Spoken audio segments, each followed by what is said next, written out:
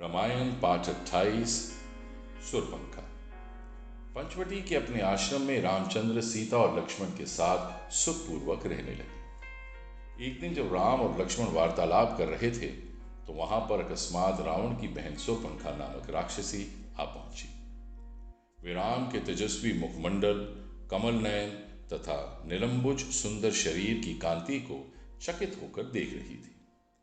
राम का मुख सुंदर था किंतु शूर्पणखा का मुंह अत्यंत कुरूप था। राम का कटि प्रदेश एवं उदर क्षीण था किंतु शूर्पणखा बेडौल लंबे पेट वाली थी। राम के नेत्र विशाल एवं मनोहर थे किंतु शूर्पणखा की आंखें कुरूप तथा डरावनी थी। राम की वाणी मधुर थी किंतु शूर्पणखा भैरवनाद करने वाली थी। राम का रूप मनोहर था किंतु शूर्पणखा का रूप विकराल था। उन्हें देखकर उसके हृदय में वासना का भाव जागृत हुआ। इच्छा अनुसार रूप धारण करने वाली वो राक्षसी मनोहर रूप बनाकर राम के पास पहुंची और बोली, तुम कौन हो? राक्षसों के इस देश में तुम कैसे आ गए? तुम्हारा वेश तो तपस्वियों जैसा है किंतु हाथों में धनुष बाण भी है, साथ में स्त्री भी है। ये बातें परस्पर विरोधी हैं। तुम मुझे अपना परिचय दो। राम ने सरल भाव से कहा, हे देवी, मैं अयोध्या के चक्रवर्ती नरेश महाराज दशरथ का ज्येष्ठ पुत्र राम। मेरे साथ मेरा छोटा भाई लक्ष्मण और जनकपुरी के महाराज जनक की राजकुमारी तथा मेरी पत्नी सीता है। पिताजी की आज्ञा से हम 14 वर्ष के लिए वनों में निवास करने के लिए आए हैं। ये हमारा परिचय है। अब तुम अपना परिचय देकर मेरी इस जिज्ञासा को शांत करो, क्योंकि मुझे प्रतीत होता है कि तुम कोई इच्छाधारी राक्षसी हो। राम के प्रश्न का उत्तर देते हुए वो बोली, मेरा नाम शूर्पणखा है। मैं लंका के नरेश परम प्रतापी महाराज रावण की बहन हूँ। समस्त संसार में विख्यात विशालकाय कुंभकर्ण और परम नीतिवान विभीषण भी मेरे भाई हैं। वे सब लंका में निवास करते हैं। पंचवटी के स्वामी अत्यंत पराक्रमी खर और दूषण भी मेरे भाई हैं। संसार में शायद ही कोई वीर ऐसा होगा जो इन दोनों भाइयों को समर भूमि में युद्ध करके उन्हें पराजित कर सके। मैं सब प्रकार से संपन्न हूं और अपनी इच्छा तथा शक्ति से समस्त लोकों में विचरण कर सकती हूं। ये तुम्हारी पत्नी सीता मेरी दृष्टि में कुरूप, ओछी, वितरित मानवी है और तुम्हारे योग्य नहीं है। अतः तुम मेरे पति बन जाओ, मैं ही तुम्हारे अनुरूप हूं। इस अबला सीता को लेकर तुम क्या करोगे?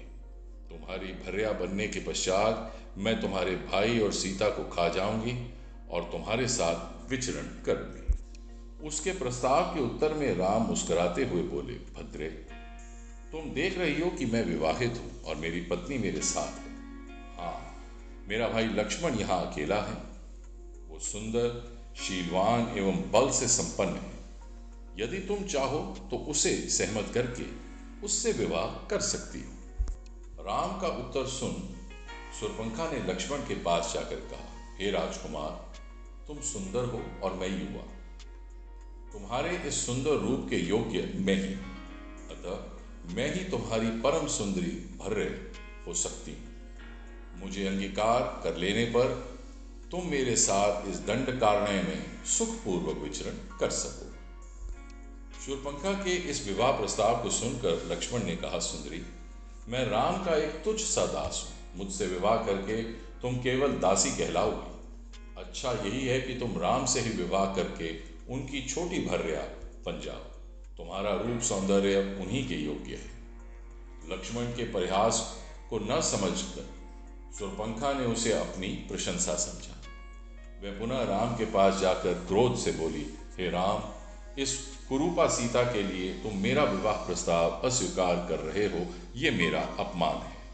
इसलिए पहले मैं इसे ही मारकर समाप्त किए देती, फिर तुम्हारे साथ विवाह करके मैं अपना जीवन आनंद पूर्वक व्यतीत करूंगी।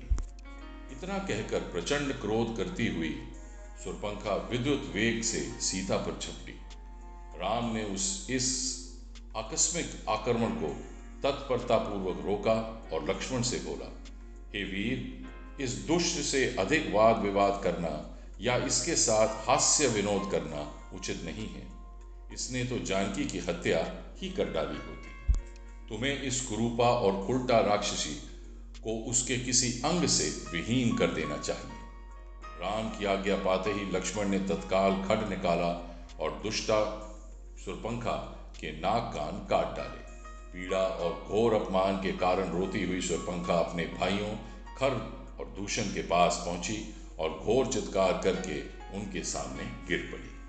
रामायण पाठ 29। खर दूषण से युद्ध।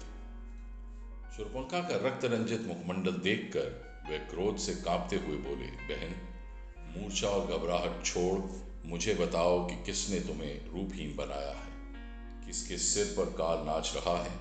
मुझे शीघ्र उसका नाम बताओ। उस अपराधी को मेरे क्रोध से देवता, गंधर्व, पिशाच या राक्षस कोई भी नहीं बचा सकता। खर के मुंह से निकले इन वचनों को सुनकर शूर्पणखा का कुछ धैर्य बधा।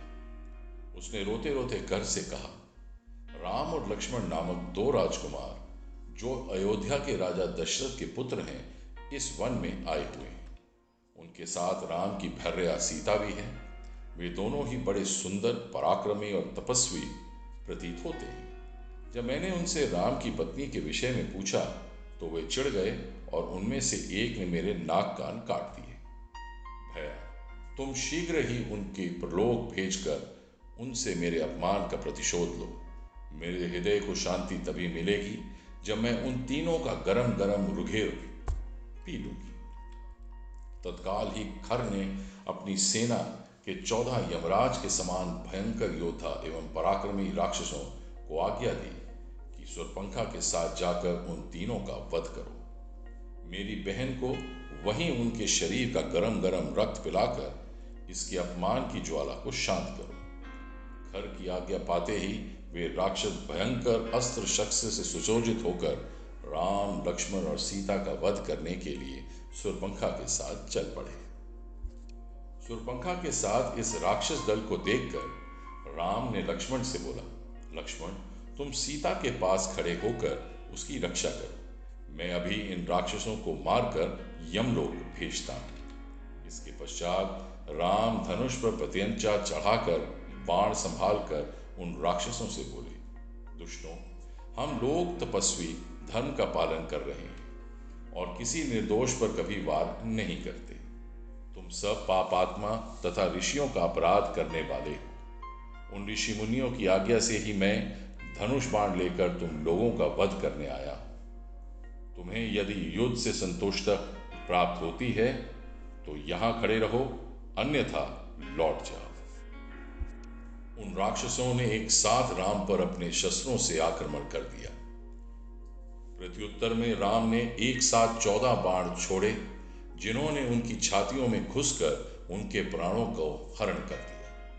वे भूमि पर गिरकर तड़पने लगे और मृत्यु को प्राप्त हुए।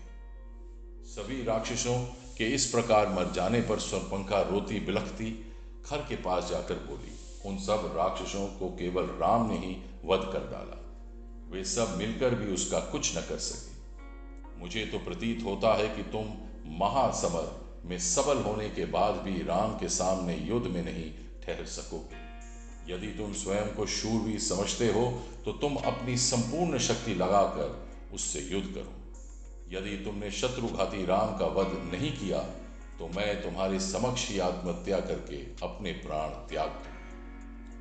शूर्पणखा के द्वारा इस प्रकार तिरस्कृत होने पर खर ने क्रोधित होकर कहा, हे शूर्पणखा, तू व्यर्थ ही भयभीत होकर आत्महत्या करने का प्रलाप कर रही है। मैं तत्काल जाकर उन दोनों भाइयों का वध कर डालूंगा। मेरे समक्ष उनका तेज वैसे ही है जैसे कि सूर्य के सामने जुगनू। तू आकरण चिंता करना त्याग दे। रामायण पाठ 29 भाग 2। शूर्पणखा को सांत्वना देकर खर अपनी विशाल सेना, जिसमें 14 सहस्त्र विकट योद्धा थे, को साथ लेकर राम से संग्राम करने के लिए तीव्र गति से चला। विशाल सेना के साथ खर को आता देख राम ने लक्ष्मण से कहा, हे लक्ष्मण, ऐसा प्रतीत होता है कि इस राक्षस राज अपने पूरे दल बल के साथ चला आ रहा है। आज आर्य और अनार्य के मध्य संघर्ष होगा और निस्संदेह आर्य की विजय होगी। तुम सीता की रक्षा के लिए उसे साथ लेकर शीघ्र ही किसी गुफा में चले जाओ, ताकि मैं निश्चिंत होकर युद्ध कर सकूं। लक्ष्मण ने तत्काल अपने अग्रज की आज्ञा पालन किया। वे सीता को लेकर पर्वत की एक अंधेरी कंदरा में चले गए। अभेद्य कवच धारण करके राम युद्ध के लिए तैयार हो गए। देवता, यक्ष, किन्नर, गंधर्व आदि सभी राम की विजय के लिए परमात्मा से इस प्रकार प्रार्थना करने लगे कि हे त्रिलोकीनाथ, वीर पराक्रमी रामचंद्र को इतनी शक्ति प्रदान करो कि उनके हाथों गौ, ब्राह्मणों तथा ऋषि मुनियों को अनेक प्रकार से कष्ट देने वाले राक्षसों का नाश हो सके। राक्षसों की सेना ने राम को चारों ओर से घेर लिया तथा आक्रमण के लिए तैयारी करने लगे। राम ने भीषण विनाश करने वाला अग्नि बाण छोड़ दिया, जिससे राक्षस हाहाकार करने लगे। राम राक्षसों के द्वारा छोड़े गए बाणों को अपने बाणों से आकाश में ही काटने लगे। इस पर राक्षसों ने अत्यंत क्रोधित होकर एक साथ बाणों की वर्षा करना आरंभ कर दिया और राम चारों ओर से उनके बाणों से आच्छादित हो गए। राम ने अपने धनुष को मंडलाकार करके अद्भुत हस्तलाघ का प्रदर्शन करते हुए बाणों को छोड़ना आरंभ कर दिया, जिससे राक्षसों के बाण कट कट कर भूमि पर गिरने लगे। यह ज्ञात ही नहीं हो पाता था कि कब उन्होंने तरकस से बाण निकाला, कब प्रत्यंचा चढ़ाई और कब बाण छूटा। राम के बाणों के लगने से राक्षसगण निष्प्राण होकर भूमि पे लेटने लगे। अल्पकाल में ही राक्षसों की सेना उसी भांति छिन्न भिन्न हो गई जैसे आंधी में आने वाले बादल छिन्न भिन्न हो जाते हैं। पूरा युद्ध स्थल राक्षसों के कटे हुए अंगों से पट गया। रामायण पाठ 30 खरदूषण वध। खर की सेना की दुर्दशा देखकर दूषण अपनी विशाल सेना को साथ लेकर राम के समक्ष आ डटा। कुछ ही काल में राम के बाणों से उसकी सेना की भी वैसी ही दशा हो गई जैसा कि खर की सेना की हुई थी। अपनी सेना की दुर्दशा देखकर दूषण ने मेघ के समान घोर गर्जना की और तीक्ष्ण बाणों की वर्षा आरंभ कर दी। उसके इस आक्रमण से कुपित होकर राम ने चमकते खुर से दूषण के धनुष को काट डाला तथा एक साथ 4 बाण छोड़कर उसके रथ के चारों घोड़ों को बींध दिया, जिससे चारों घोड़े निष्प्राण होकर भूमि पर गिर पड़े। पुनः राम ने एक अर्ध चंद्रकार बाण छोड़कर दूषण के सारथी के सिर को धड़ से अलग कर दिया। इस पर क्रोधित दूषण एक परिध उठाकर राम को मारने झपटा। राम ने भी पलक झपकाते ही अपना खड्ग निकाल लिया और दूषण के दोनों हाथ काट डाले। पीड़ा से छटपटाते हुए मूर्छित होकर धराशायी हो गया। दूषण की ऐसी दशा देखकर सैकड़ों राक्षसों ने एक साथ राम पर आक्रमण कर दिया। प्रत्युत्तर में रामचंद्र ने स्वर्ण तथा ब्रज से निर्मित तीक्ष्ण बाण छोड़कर उन सभी राक्षसों का नाश कर दिया। इस प्रकार दूषण से सहित उसकी अपार सेना यमलोक पहुंच गई। अब केवल 2 ही लोग शेष रह गए थे, खर और उसका सेनापति त्रिशिरा। खर का मनोबल टूट चुका था, अतः उसे धैर्य बंधाते हुए त्रिशिरा ने कहा, हे राक्षस राज, धैर्य धारण कीजिए। मैं अभी राम का वध करके अपने सैनिकों के वध का प्रतिशोध लेता हूं। मैं प्रतिज्ञा करता हूं कि मैं उस तपस्वी को अवश्य मारूंगा, अन्यथा मैं युद्ध भूमि में ही अपने प्राण त्याग दूंगा। खर को सांत्वना देकर वह राम की ओर द्रुत गति से झपटा। उसे अपनी ओर आता देख राम ने तत्परता पूर्वक बाण चलाना आरंभ कर दिया। राम के बाणों से त्रिशिरा के सारथी, घोड़े तथा ध्वजा कट गए।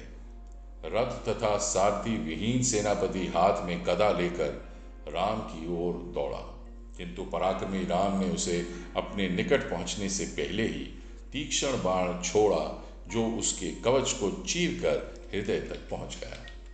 हृदय में बाण लगते ही त्रिशिरा हतप्राण होकर भूमि पर गिर गया। उस स्थान की सारी भूमि रक्त रंजित हो गई। सेनापति का वध हुआ देखकर खर राम पर अंधाधुंध बाणों की वर्षा करने लगा। उसके बाण वायुमंडल में सभी दिशाओं में फैल गए। इस पर राम ने अग्नि बाणों की बौछार करना आरंभ कर दिया। और भी क्रोधित होकर खर ने एक बाण से रामचंद्र के धनुष को काट दिया। खर के इस अद्भुत पराक्रम को देखकर यक्ष, गंधर्व आदि भी आश्चर्यचकित रह गए, किंतु राम तनिक भी विचलित नहीं हुए। उन्होंने अगस्त ऋषि के द्वारा दिया हुआ धनुष उठाकर क्षण मात्र में खर के घोड़ों को मार गिराया। रथहीन हो जाने पर अत्यंत क्रोधित होकर पराक्रमी खर हाथ में गदा लेकर राम को मारने के लिए रामायण पाठ 30 भाग 2। उसे अपनी ओर आता देख राघव बोले, हे खर, यदि संपूर्ण ब्रह्मांड का स्वामी भी निर्दोषों तथा सज्जनों को दुख देता है तो उसे अंत में अपने पापों का फल भोगना ही पड़ता है। तुझे भी निर्दोष ऋषि मुनियों को भयंकर यातनाओं देने का परिणाम भुगतना पड़ेगा। मैं तुझ जैसे अधर्मी दुष्ट दानवों का विनाश करने के लिए ही वन में आया हूं। अब तेरा भी अंतिम समय आ पहुंचा है। अब किसी भांति तू बच नहीं सकता। राम के वचनों को सुनकर खर ने कहा, हे अयोध्या के राजकुमार, तुमने स्वयं के मुख से स्वयं की प्रशंसा करके अपनी तुच्छता का ही परिचय दिया है। तुमने इतना सामर्थ्य नहीं है कि तुम मेरा वध कर सको। मेरी यह गदा आज यहीं तुम्हें चिर निद्रा में सुला देगी। इतना कहकर खर ने अपनी शक्तिशाली गदा को राम के हृदय का लक्ष्य करके फेंका। राम ने एक ही बाण में उस गदा को काट दिया और एक साथ अनेक बाण छोड़कर खर के शरीर को क्षत विक्षत कर दिया। क्षत विक्षत होने पर भी खर क्रोधित सर्प की तरह राम की ओर झपटा। उसे अपनी ओर लपकते देख राम ने अगस्त मुनि द्वारा दिए गए एक ही बाण से खर का हृदय चीर डाला।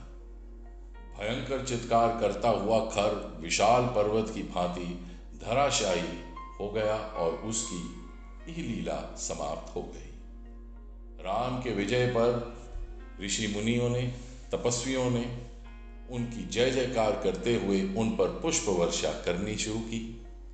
उन्होंने राम की भूरी भूरी प्रशंसा करते हुए कहा, हे राघव, आपके इस महान उपकार को दंडक वन के निवासी तपस्वी कभी नहीं भूल पाएंगे। इन राक्षसों ने अपने द्रव से हमारा जीवन, हमारी तपस्या, हमारी शांति सब कुछ नष्ट प्राय कर दिए थे। आज से हम लोग आपकी कृपा से निर्भय और निश्चिंत हो गए हैं।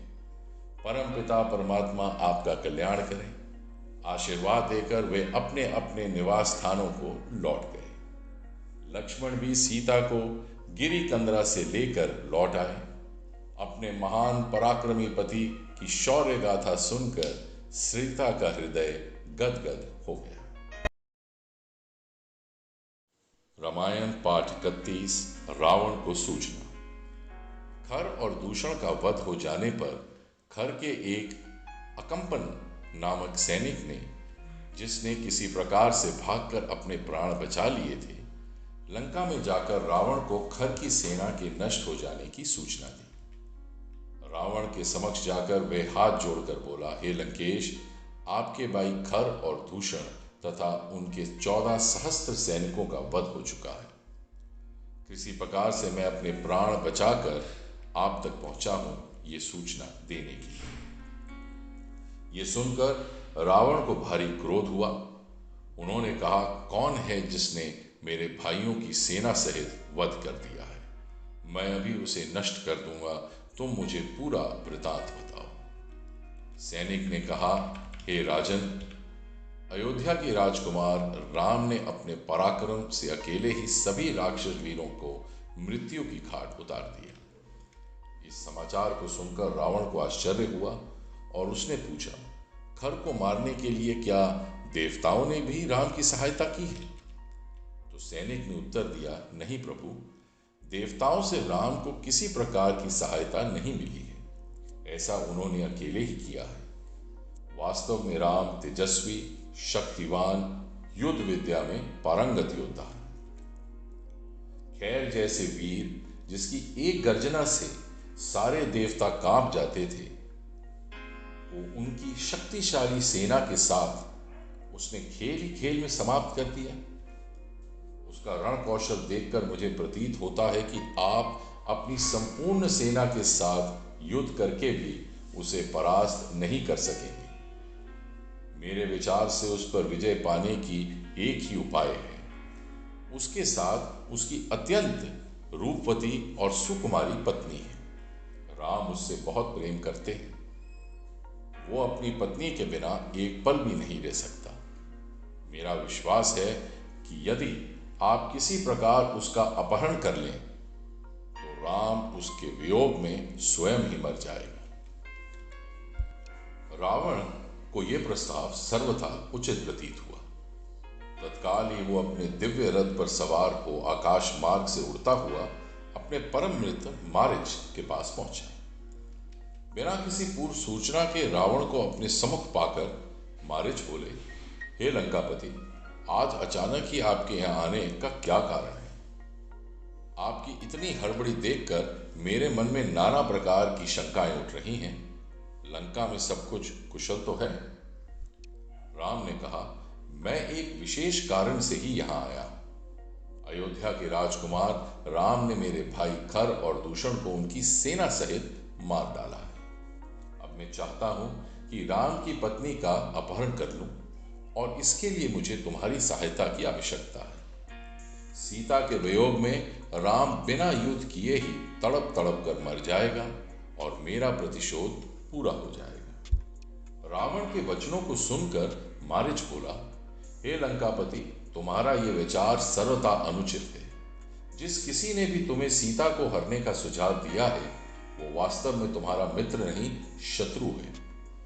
राम अत्यंत बलशाली और पराक्रमी है और तुम उससे किसी प्रकार से भी जीत नहीं सकते। राम के होते हुए तुम उससे सीता को नहीं छीन सकते, ये मेरा तुम्हें आग्रह है। उसके सम्मुख तुम एक पल भी नहीं टिक सकते, उसका इतना अद्भुत पराक्रम है। तुम्हारा हित इसी में है कि तुम इस विचार को भूलकर चुपचाप लंका में जाकर बैठ जाओ।